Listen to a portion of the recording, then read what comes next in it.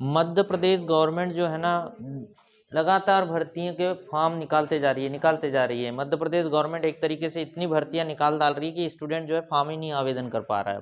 किस में डालूँ किस में नहीं डालूँ, कन्फ्यूज़न ज़्यादा होते जा रहा है, इतनी भर्तियाँ आ गई है और लगातार भर्तियों के लिए वो फॉर्म आवेदन करते चल जा रहा है। तो अच्छी तो बात ये है कि एक साथ इतनी सारी भर्तियाँ और सबका सिलेबस भी सेम है, ज़्यादा कुछ सिलेबस में भी अंतर नहीं है। आपको बता दूं सब में सिलेबस एक ही रहता है, मैथ्स है, रीजनिंग है, जीके है, जीएस है। उसको एक बार रिवाइज आपका हो गया, एक बार पढ़ के हो गया तो बस उसी को आगे कंटिन्यू आपको हर एग्जाम में बैठ के देना है और निकालते जाना है। एक बार अच्छे से स्टडी हो जाए, आपकी अच्छे से पढ़ाई हो जाए बस। तो आपके सामने बहुत सारी भर्ती आ रही। अभी ये भर्तियां समझो एक तरीके से ये 2023 में पूरी भर्तियां रखी है, 2024 में भी भर्तियां जम के जाएगी। 2 साल तो आपको बहुत भर्तियां मिलने वाली है। लेकिन उसमें भी और बता दूं, एसएससी हो गई, ये भर्तियां तो लगातार चलती रहती हैं, इसमें कोई वो नहीं होता हर 6-6 महीने में, उसके लिए कोई ऐसा सीजन नहीं रहता। मतलब ये ऐसे हैं जो हर 6 महीने में आपको आना ही है, आप अपना प्रिपरेशन करते रहे। एसएससी जीडी की हो गया, एसएससी जो है सीजीएल की हो गई। अभी एसएससी जो है 12वीं बेस में भी आ गई है, 12th बेस पर उसके भी आवेदन चालू है।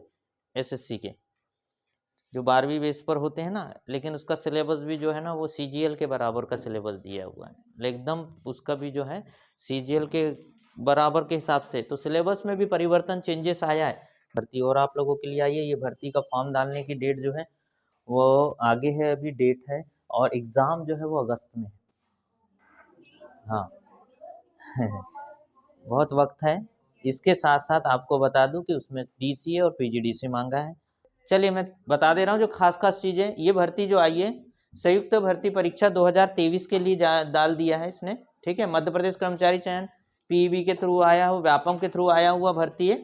और इसमें समूह 4 के अंतर्गत सहायक ग्रेड 3, स्टेनोटाइपिस्ट, शीघ्र लेखक व अन्य पदों की सीधी भर्ती व बैकलॉग भर्ती, मतलब बची हुई भर्तियां और सीधी भर्ती, ये दोनों चीज़ों की भर्तियों को संयुक्त परीक्षा 2023 में करके लाके दिया है इसने टोटल, ठीक है।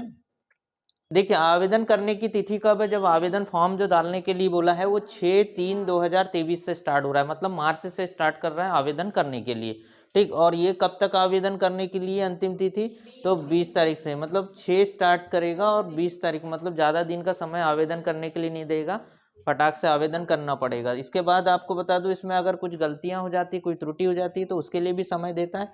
तो 6 से 25 तारीख तक आवेदन में सुधार कर सकते हैं अगर कोई मिस्टेक हो गई है, ठीक है। और इसका जो है परीक्षा की तिथि जो दिया है उसने वो अगस्त में दिया हुआ है, 5 अगस्त से स्टार्ट हो जाएगी, मतलब अगस्त है ये। अभी की अगर बात करूँ तो अभी समझ लो 8 महीने, सीधे सीधे 8 महीने बस समझ लीजिए, क्योंकि अभी दिसंबर चल रहा है और आपका 8 महीना है एग्जाम की तैयारी प्रिपरेशन करने के लिए, और बहुत समय होता है 8 महीने, ठीक है, कोई भी एग्जाम को निकालने के लिए, ठीक है। सीधी भर्ती और संविदा पदों हेतु जो है यहाँ पर अनारक्षित के लिए जो है वो फीसेस जो है वो सब में कंपलसरी उतनी फीसेस लगती जितने भी व्यापम की भर्तियों के लिए होते हैं। और ओबीसी एसटी एससी के लिए ये है तो 500 है, 250 है, उसमें कुछ चार्जेस लोग जोड़ के थोड़ा बहुत और हो जाता है, ठीक है। इसके बाद ये जो परीक्षा का जो दिया है वो 5/8 को ध्यान रखिए। और ये आपको बता दिया कि इसका तो पता है आप लोग को कि रिपोर्टिंग कितने बजे करना है। आप लोग पेपर देते हुए आ रहे हैं तो आपको पता है कि कितने बजे जाना है, कितने बजे वहाँ पर कुछ काम तो होता नहीं है, सिर्फ बिठाल के रखते हैं, है ना।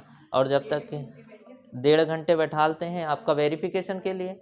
ई आधार कार्ड भी चल जाता है अब, है ना। ये आधार कार्ड जिसके पास है वेरीफाइड होना बस हो गया, ठीक है, तो वो भी चल जाता है।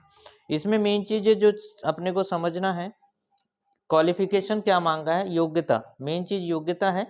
और इसमें देखिएगा आपको इसके लिए जो आपका समूह 4 जो दिया है इसके लिए जो आपका आया सब सामान्य रहता है ना। सामान्य ज्ञान बोलने के लिए है सामान्य, लेकिन सामान्य तो रहता ही नहीं। सामान्य ज्ञान, सामान्य हिंदी, लेकिन पढ़ लिया जिसने उसके लिए सामान्य नहीं है, ठीक है। सामान्य ज्ञान, सामान्य हिंदी, सामान्य अंग्रेजी, सामान्य गणित, सामान्य कंप्यूटर ज्ञान, सामान्य अभिरुचि, वही है ना। हाँ कुल अंक जो है 100 और 100 नंबर का पेपर, ठीक है। माइनस मार्किंग नहीं रहती इसमें, सबसे अच्छी चीज़ है पूरा सवाल हल करके आओ, अच्छा रहता है, ठीक है। तो ये तो अपने से बन जाते हैं। सामान्य ज्ञान मतलब जीके, ठीक है। सामान्य हिंदी आएगी, जनरल हिंदी है। सामान्य अंग्रेजी है, सामान्य गणित है, सिंपल जो गणित पढ़ रहे हैं। गणित का पढ़ने का मतलब ये सामान्य बोल रहा है, इसका मतलब सामान्य टाइप के नहीं आएंगे 2+2 ऐसा वाला, मतलब थोड़ा सा अच्छे लेवल का आएगा, है ना। और सामान्य कंप्यूटर तो आपका कंप्यूटर का चल ही रहा है, तो कंप्यूटर आप पढ़ ही रहे हो, तो वो उसके सवाल आपको निकालना है और उसको हम बताते चल जाएंगे। और सामान्य अभिरुचि मतलब आपका जो है वो आपका रीजनिंग का सेक्शन जो है, अभिरुचि के सेक्शन वाले सवाल जो है ये इसमें कवर अप कर लेता है, ठीक। और इसका मतलब ये भी चीज़ है आपका कि हिस्ट्री भी आएगी, पॉलिटी भी आएगा, ज्योग्राफी भी आएगा, ये सब सब्जेक्ट का भी आएगा, ऐसा नहीं कि वो छूट जाएगा आपका। जीके जीएस पूरा पूछता है, ठीक है। 18 साल से लेके 40 साल तक की एज का बोला है इसने, ठीक है। और जो आयु में छूट मिलना है वो तो जो मिलती है वो मिलेगी। ये देखिए जो टोटल पद निकाला है उसने सीधी भर्ती में, वो सीधी भर्ती में उसने टोटल पद निकाला है 1840 है। और सीधी भर्ती बैकलॉग वो 534 है। संविदा भर्ती पर है 243।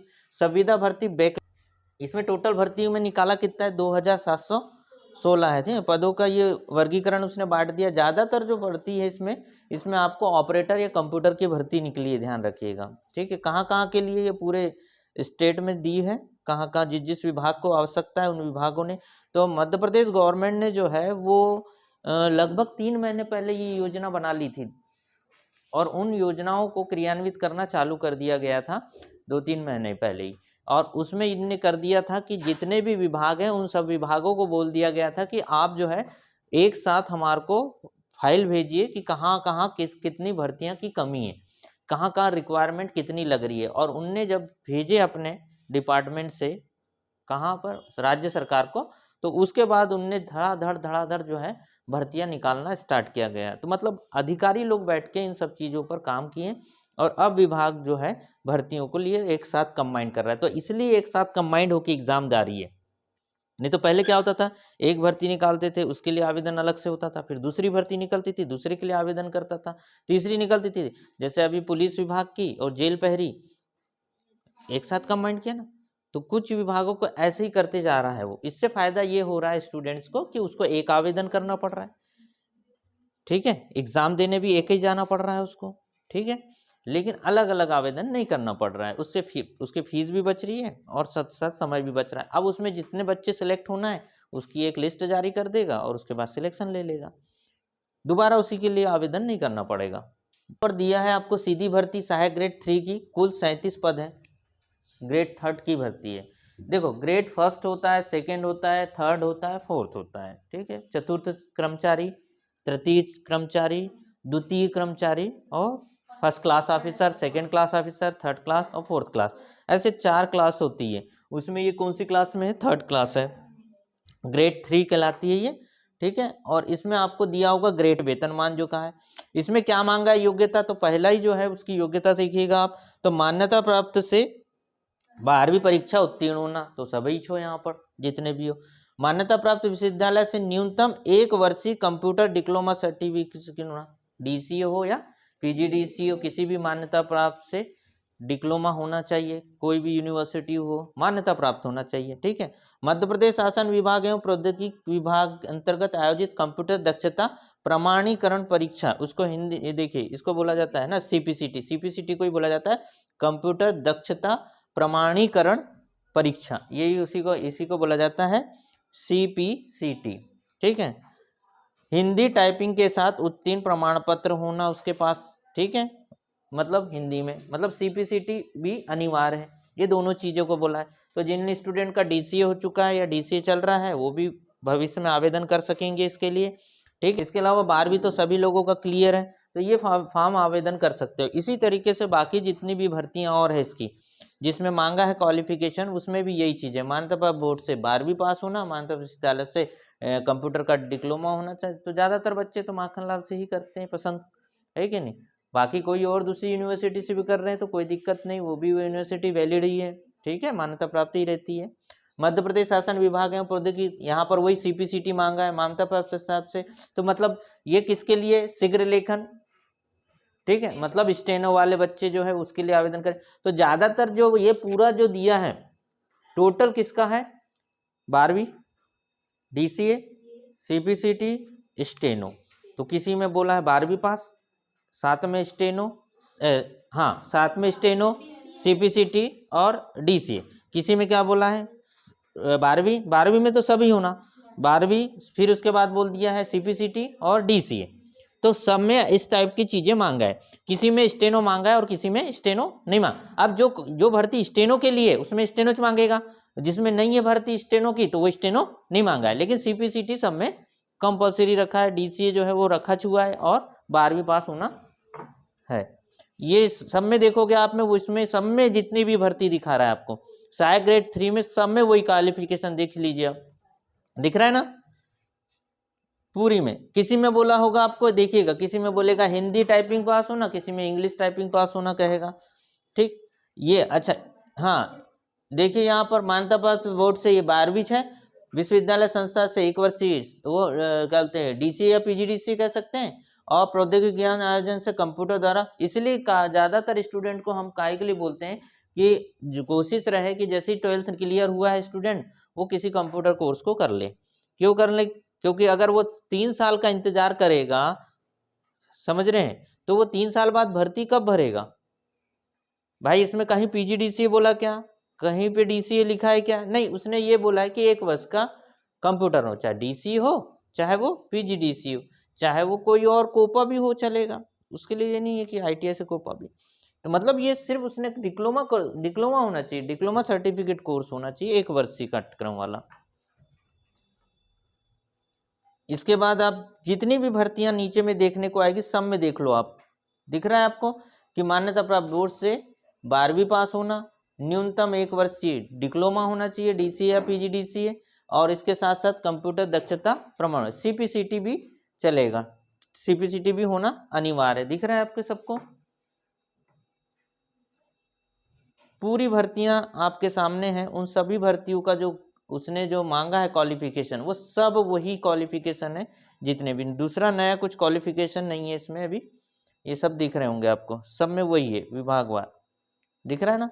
तो ये बहुत अच्छी आप लोगों के लिए भर्ती है, जिन लोगों का ये सब चीज़ें हो गया है वो आवेदन कर सकते हैं, और जो लोग तैयारी में लगे हुए हैं उन लोगों के लिए ये आवेदन करने योग्य है। पूरी टोटल सब में वही है, सभी विभाग ने एक साथ कंबाइन करके डाल दिए हैं, इसलिए सब की एक साथ दिखाई दे रहा है। किसी में 8 पोस्ट है, किसी जगह पर 10 पोस्ट है, किसी में 20 पोस्ट है, किसी में 50 पोस्ट है, किसी में 100 पोस्ट है। ऐसा टोटल कितनी भर्तियों के लिए निकाला है? 2000 कुछ जो भर्तियां दिखाएं, है ना, टोटल जो दिखाया है हमने आपको। लेकिन आप योग्यता की बात करें तो वही है। सिलेबस की बात करते हैं तो वही पढ़ना है जो हम पढ़ते आ रहे हैं सिलेबस के, तो हमको सिलेबस भी उतना ही पढ़ना है। इसके अलावा हमारे पास जो क्वालिफिकेशन वो पूरी चीज़ है, ठीक है।